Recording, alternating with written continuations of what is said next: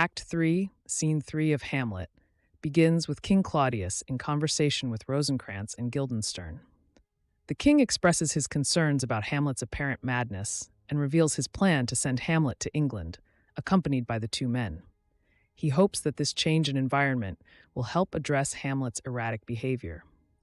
Rosencrantz and Guildenstern agree to undertake this task, emphasizing their loyalty to Claudius and their willingness to do anything he asks of them. Grateful for their commitment, Claudius urges them to make haste in their preparations for the journey to England. Shortly after, Polonius enters and informs Claudius that Hamlet is on his way to his mother, Queen Gertrude's chamber. Polonius proposes to hide behind a tapestry in Gertrude's room so he can eavesdrop on the mother-son conversation. He promises to report back to Claudius with any valuable information he overhears.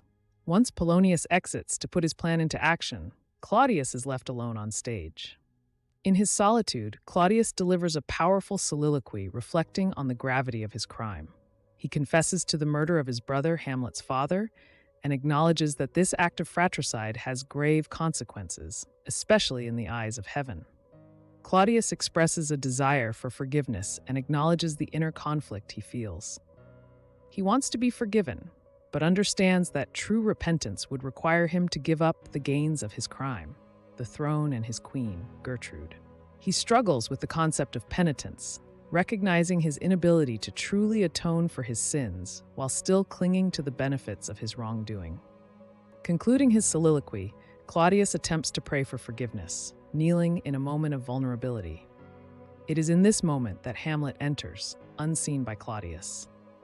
Observing the king in prayer, Hamlet sees an opportunity to execute his revenge by killing Claudius. However, Hamlet grapples with a moral dilemma.